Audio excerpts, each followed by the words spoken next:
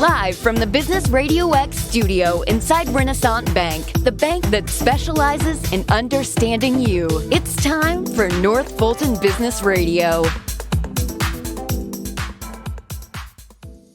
And hello again, everyone. Welcome to another edition of North Fulton Business Radio. I'm John Ray, and we are broadcasting, as usual, from inside Renaissance Bank in beautiful Alpharetta. And if you are tired of the mega bank soul-crushing experience that can often exist for small and medium-sized businesses at those mega banks, and if you're in that squeeze right now, you know what I'm talking about. Renaissance Bank is a different experience, and I know that from the clients that I've referred to them. What they tell me is that Renaissance is big enough to handle pretty much any need you can throw at them, but they're small enough to deliver their service in a personal way. So my suggestion is go to renaissancebank.com, find one of their local offices, give them a call. I think you'll be glad you did. Renaissance Bank, understanding you, member FDIC. And now I want to welcome Tim Christie. Tim is the founder of CorpDev Consulting. Tim, welcome. Thank you. Glad to be here, John. Yeah, delighted to have you. Let's talk about CorpDev Consulting. How you serving folks out there? All right, thanks. CorpDev Consulting is a group. We focus on managing and marrying strategy and corporate development work, typically M&A work. We really help companies and clients find the ability to understand the process that they're in, where the process is going, how to be successful, and how to drive successful outcomes. Terrific. Corporate development has a lot of meanings to a lot of different people. Probably everyone's got a different idea of what corporate development is. What is it in your world? You are absolutely right on that, John. Professionals of mine, peers and colleagues who consider themselves to do corporate development, think about it differently. Clearly, there is a difference. One of the things that I like to think about with respect to corporate development is the focus on the entity and the corporation as a whole. A lot of people see corporate development and think M&A. And mergers and acquisitions, M&A, is really a key part of corporate development. Right. But from my perspective, it's not the only part. And I put together this consulting firm because I wanted to think about the world in a different way, in the way I thought about it when I was an insider as in a job called corporate development. And I wanted to be able to think about it, how I was going to be able to give clients my best advice at the time they needed it. Not motivated by anything other than, is this the right thing to do at the right time, the right way to do it? As a corporate development professional, as an insider, I saw dozens and dozens of deals. Most of them you say no to. And really being able to evaluate an opportunity, think about that opportunity, and continue to ensure that it aligns with the overall strategy of the business. That's what I wanted to try and bring to a consulting business. So what you're talking about is, if I can say it this way, getting paid to say no. And it's not that having an incentive to get a deal done is a bad thing, folks. So I'm not criticizing that if you're an investment banker or business broker or whatever you are out there at all, because those folks are needed in the roles that they are in. But what you're talking about is having someone that's got a different place at the table when it comes to looking at this flow of potential deals that are coming through, right? Yeah, you've said it really well. I do structure my fees not on a success fee basis for that, to meet that need to be able to say no at any point. And many of the other professionals involved in this space, whether it's investment bankers or business brokers, they may well be important parts of completing a transaction. More importantly, important parts of completing your strategy. But where I like to be there and where I think I add the most value to clients is being able to see this from a 20,000 foot view, a 60,000 foot view, and then a right on the ant's eye view of what are we trying to achieve here? What is the best way to do it? And yeah, most of the time it's going to involve a transaction of some sort, a sale or a partnership or a joint venture or an acquisition. And we may well engage other professionals to help flush that out. But where I'm trying to be is be that valued advisor to the business owner to be able to say, here's our long-term strategy. Is this going to help us achieve our long-term strategy? And if so, when we move into this transaction, how do we ensure that things that are relevant to us to achieve that long-term strategy are at the top of the list of issues we're focusing on and ensuring don't go off into the gutter? Yeah, that makes perfect sense. Let's shift gears now that we've set this up, Tim. Let's shift gears and talk about you and your background and what you bring to the table in this role that you offer to companies. Yeah, I think the number one thing I bring, in addition to this philosophy of how I think about it, is the fact that I've seen every stage. I have worked in M&A deals from, hey, do we even want to do M&A, all the way through who's out there to be bought, what is a due diligence, financial analysis, negotiation, post-merger integration, and running the P&L of the companies at the back end. And one of the things that I noticed, is this whole, you hear the story about most M&A, most transactions don't return the financial value they want. I've seen that happen over and over again. And it's not because, from an insider's perspective. And it's not because the reasons why you decided to do something at the beginning weren't right. Maybe they weren't. But thinking, what do you want to get at the end of the day? What do you want to be? What do you want to achieve? What do you want to look like when you're done? And bringing that thought process all the way back through the acquisition process itself to understand, what do I do next and what are my key things I need to manage? It's not about doing a project plan. It's not about getting the exact number to 3 decimal points right in the financial model. It's about understanding how that's going to work at the end. So the experience I try to bring is understanding, no matter what stage we are at the acquisition, it's typically an acquisition, but no matter what stage we are today, what are we trying to achieve and how do we best keep focused on that so we achieve it and not wake up one day and go, hey, the deal worked, everyone was happy and it closed, but we're not really happy with it. Yeah, that makes perfect sense. So what are the reasons that these deals don't turn out the way they should or the way they're intended to? Let's put it like that. Is it over-optimism? Is it you get biased when you get into halfway through and you're committed to it and you're just looking at the bright side of it? What are the human frailties here that cause problems in the M&A process? The short answer is there's 1,000 different things that could do it, but I'll tell you the number one that I believe is an issue on this. So I'm a finance guy. I'm a CFA. Doing financial models is my bread and butter. But I often say to my clients, I'm the finance guy who understands HR. And by HR, I often, depending on the size of the company, I go and seek out the HR department and very early on say, our ability to execute coming out of HR is going to be the biggest determinant about whether people are happy about this on the other side.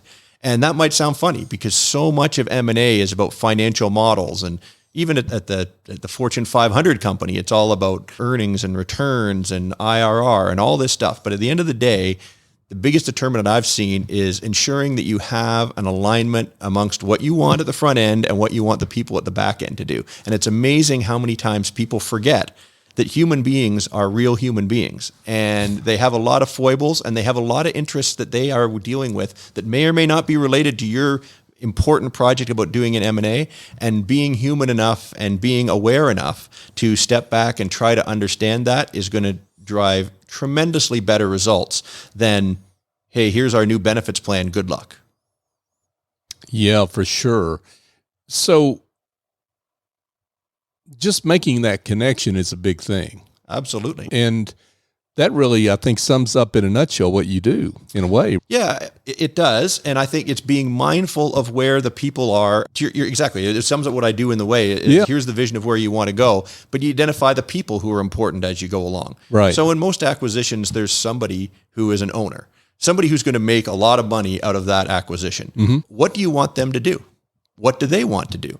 How do you manage that? There's not a right answer or a wrong answer. Maybe there is, but understanding what that answer is and how do you work with that owner to get the result you want, being mindful about that and thinking about that. If they want to stay and participate in your company, great. If they want to leave, great. Okay. And then how do you deal with the next level down of staff? You're going to understand, you say, we have a critical line of staff, they're executives, but a lot of people are critical right down to the very front end. And having done a lot of banking acquisitions, oftentimes the resistance is occurring is in the branch, which is a long way from the CEO's office about what we're trying to do. Right. And engaging people to say, here's what we're trying to do collectively, spending a bit more time and a bit more energy on that, that's going to improve your result. But to your point, being aware of that at the front end and planning for it, that's going to help you get a better result. Maybe not perfect, but better.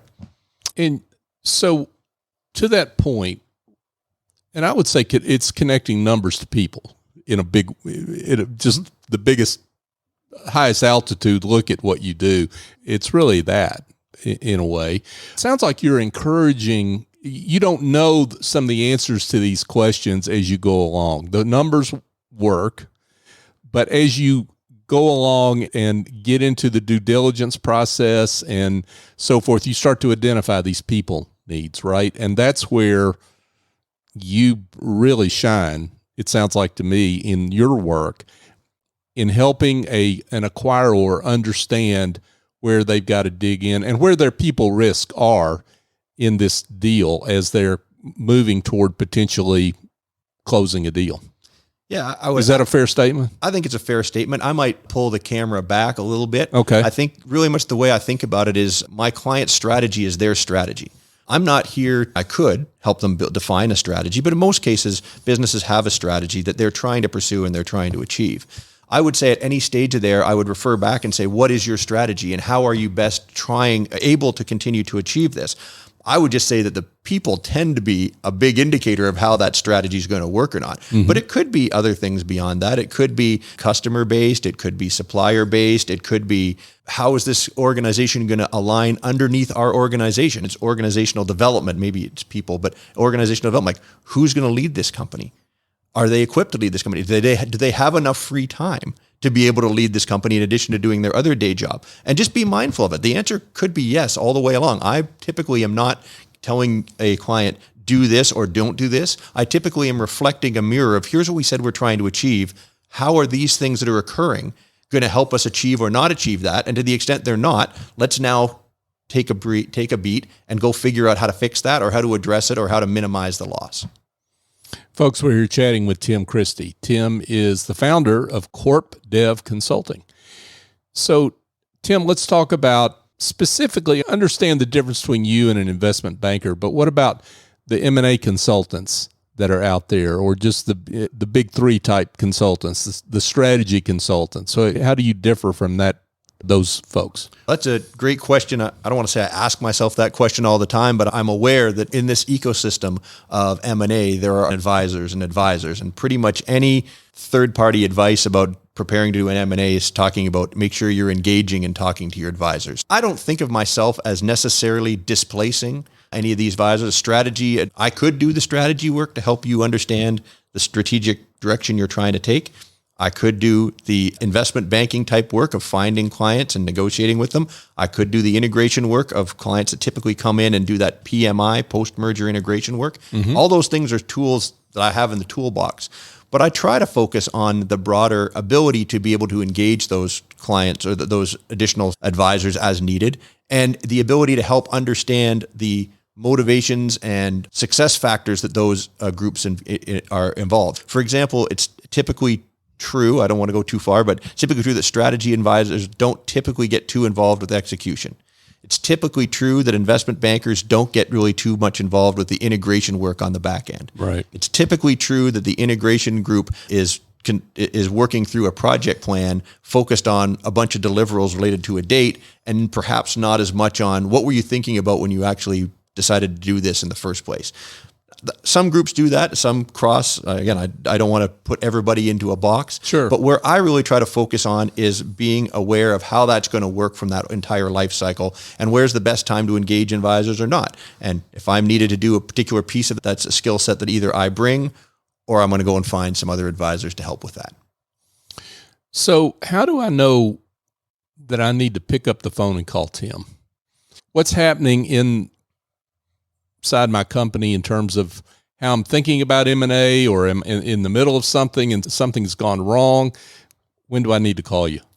I would think the most advantageous time is after your company has done some sort of strategic review. Whether you're a sole entrepreneur who's working by themselves or a larger company, you've had a bunch of buy-in from the senior executive team or ownership, however that looks, about what looks like the future for you.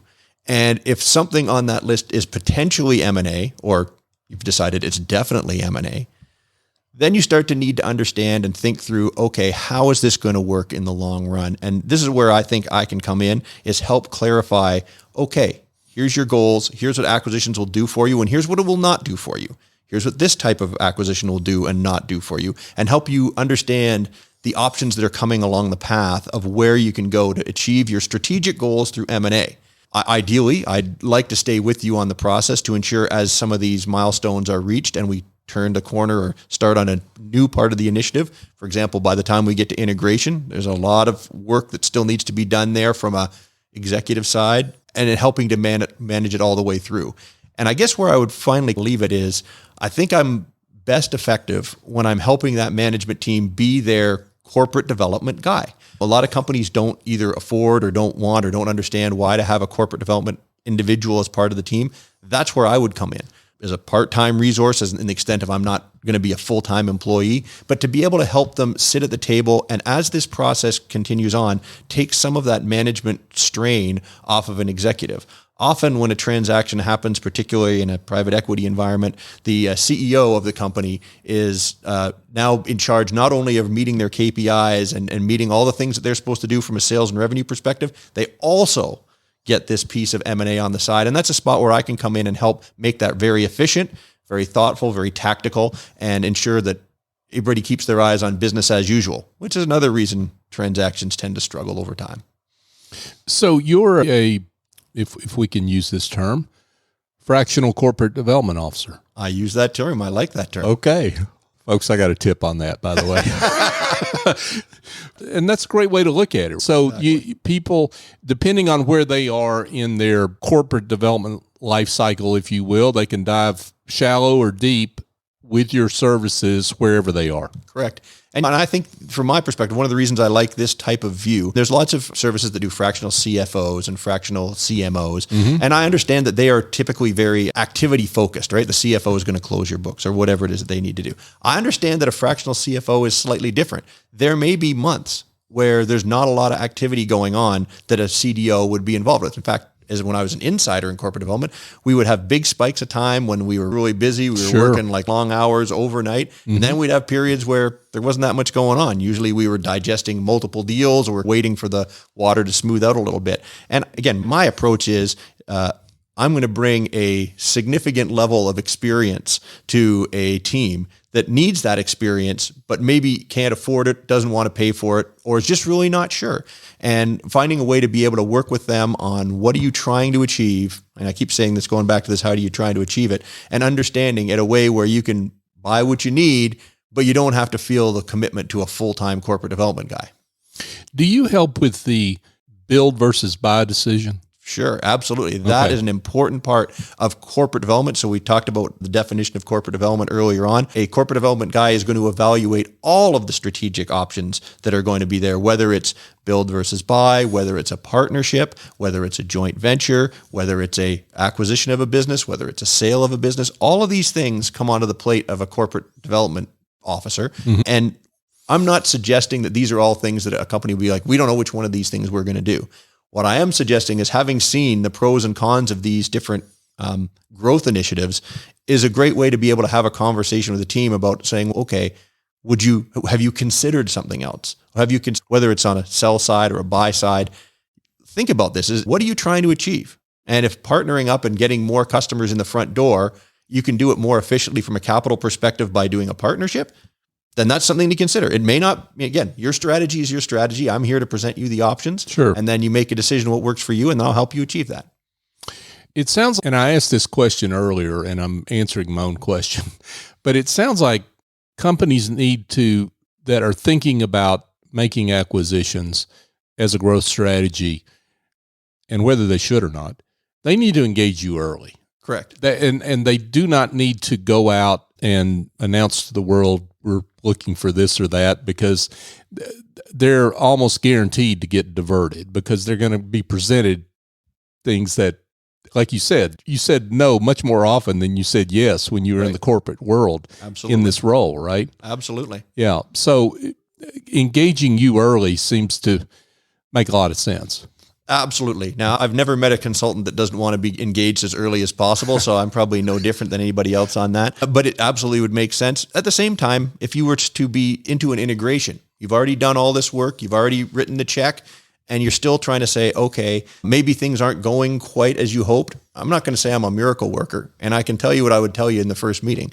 What were you guys trying to achieve when you decided to do this transaction? We wanted A, B, C, D. All right, now let's look at what we got, because the reality is now we got it. And how do we take what we got and either pivot it or refocus it on trying to achieve as much of the value of what you thought you were trying to get? And that is a bit of a repair. I think like a lot of consultants, I come in sometimes in the repair situation rather than the let's really plan all this stuff out. But clearly having this process from the beginning of what are we trying to achieve? You asked me, when's the right time to come in? As soon as you've had that strategy meeting and you have alignment on what you want to do, that's a great time to have a conversation about, okay, what are our options? So let's talk about the size companies that you work with, or just the clients that are great fits for you, whether that's a size definition or however you would look at that. So I'll tell you, ironically, the companies that are better for me are ones that are a little bit bigger, that have multiple personalities and multiple individuals working on a transaction. In many cases, an individual decision maker where it's very clear where the decision is. There may be mistakes made, but you don't need to do that much work.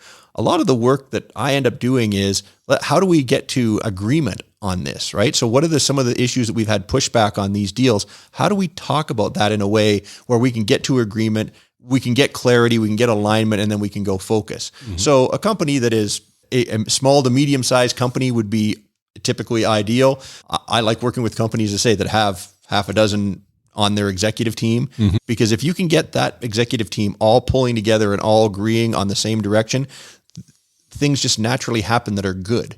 Because everybody knows what to do in the moment. And so I spend a lot of time working with the executive team, or typically the sponsor, whoever's my alignment, to work through what does the executive team want and how do we get alignment on this so we can have it going further. Again, the company size isn't that important to me. It's more important that we have this process where I can help affect it. And again, I recognize at some size, a Fortune 500 company, they have internal resources who've hired their own corporate development guys.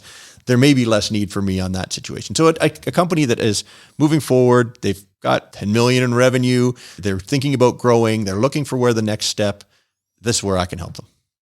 So let's talk specifically to those small and medium-sized businesses. What advantages or disadvantages do they have as they think about corporate development because they're small to medium-sized? What special circumstances are presented to them, either good or bad, because of their size?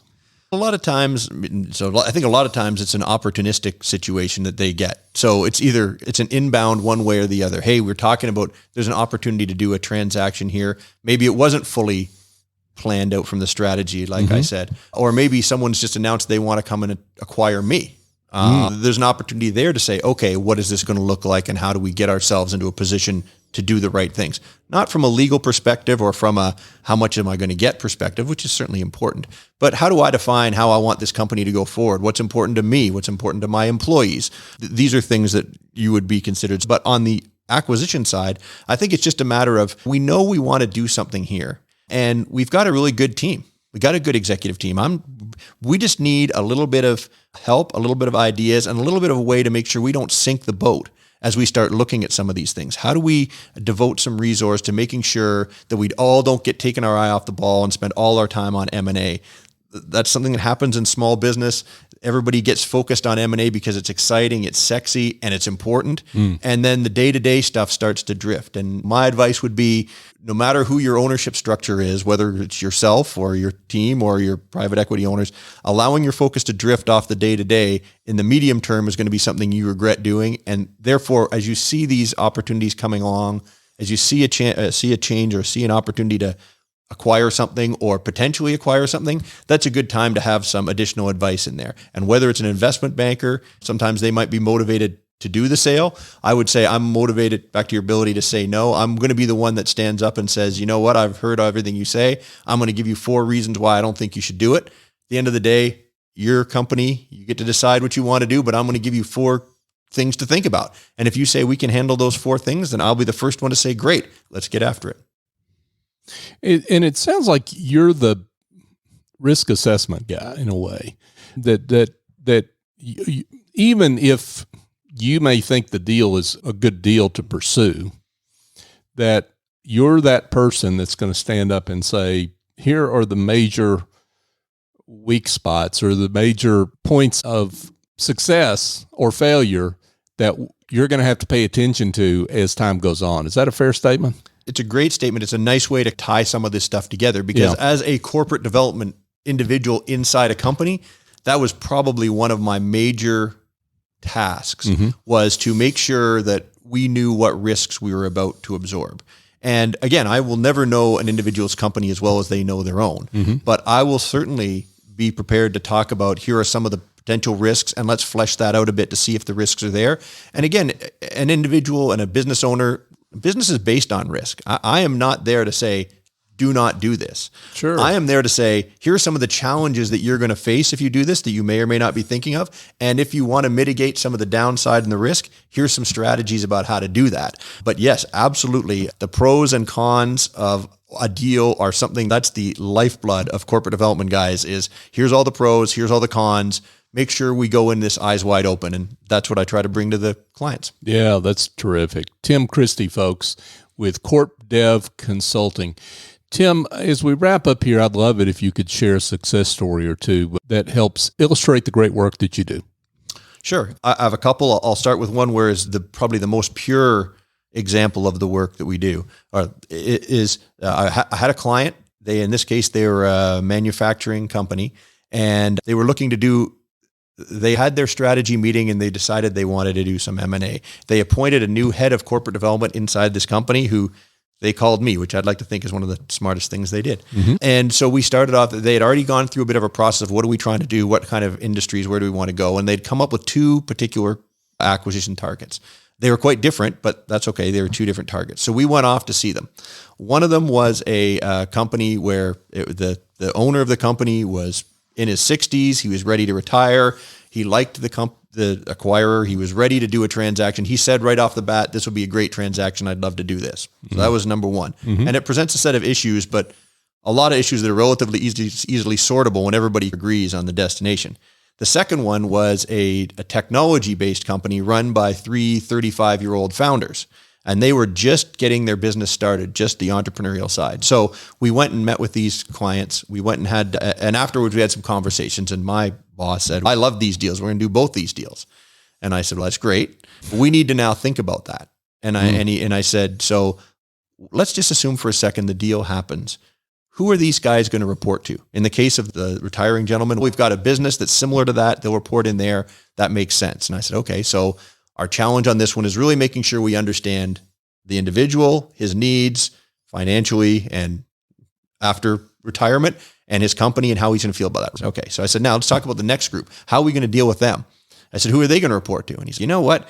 About 2 years ago, we got rid of our structure that would have allowed them to report to somebody. And I said, fair enough. Who are they going to report to? Because what we did 2 years ago is not relevant if you want to try to do this. He says, maybe this, I'll think about that. And I said, the second thing is, how are you going to keep these individuals engaged in your company? And he said, what do you mean? And I said, they're 35 years old. $1 million to someone who's 35 is different than $1 million to someone who's 65. What are we going to do to make this partnership be attractive to them? And he sort of said, I don't know. And I said, like, how about some career pathing with some other scientists in your organization? Could that work? Well, that could work. So long and short of the story is these two situations where, from the perspective of the management, we want to do these acquisitions. Both were potentially, we hadn't even talked money yet, but both were potentially good acquisitions to meet the strategy that they laid out. But having that opportunity to talk to me and work with them to talk through how is it actually going to work when we get there allowed us to make better decisions. Okay, we identified someone who would run that business and made the secondment work inside the company to do that. We engaged the scientists who were within the company to spend more time with these individuals to determine, do they career path into a scientific field or do they stay entrepreneurs? And then working through the financials of, all right, how much money do we give today? How much is an earn out? How much is sort of stock related benefit on the back end? So all these things you might think they're very simple. We knew we wanted to do it. They're two acquisitions. They're very different. And thinking through how's it going to work at the end, that's what allowed them to be a little bit more successful. Wow.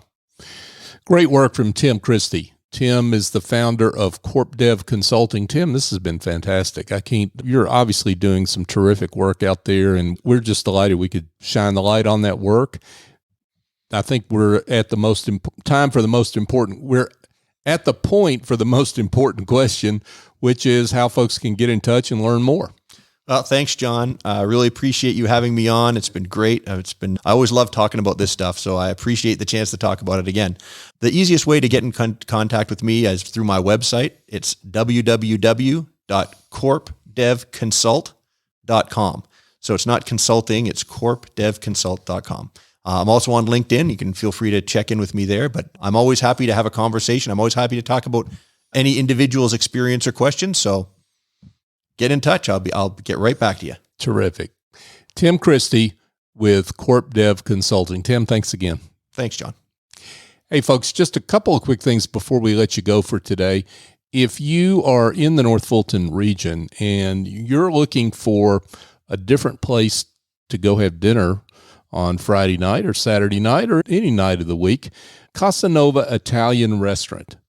So here's the deal. They were farm to table before farm to table was cool. Everybody says they're farm to table now, right? But these folks, they've had their own garden behind the restaurant for years, and they just steps away from the restaurant are growing tomatoes, corn, peppers, zucchini, even sunflowers. These folks, when they say they're a cook-to-order kitchen, believe it. If you're looking for great pasta, chicken, seafood, veal, vegetarian options that are prepared from a classic and authentic and traditional Italian style, this is the place for you. Go to CasanovaRestaurant.com to learn more. And don't forget, they do great catering as well. We know that from our own work we've done with them. So we appreciate Maria and her whole team. They do great work. I've got a book out. It's called The Generosity Mindset, A Journey to Business Success by Raising Your Confidence, Value, and Prices. If you're a solo or small firm professional services provider and you're having issues around your value that you deliver to clients and pricing that value and just rethinking your business, this book may be for you. Go to thegenerositymindset.com to learn more and learn where to buy the book. Also, I want to thank you, our audience, our listeners. We love you.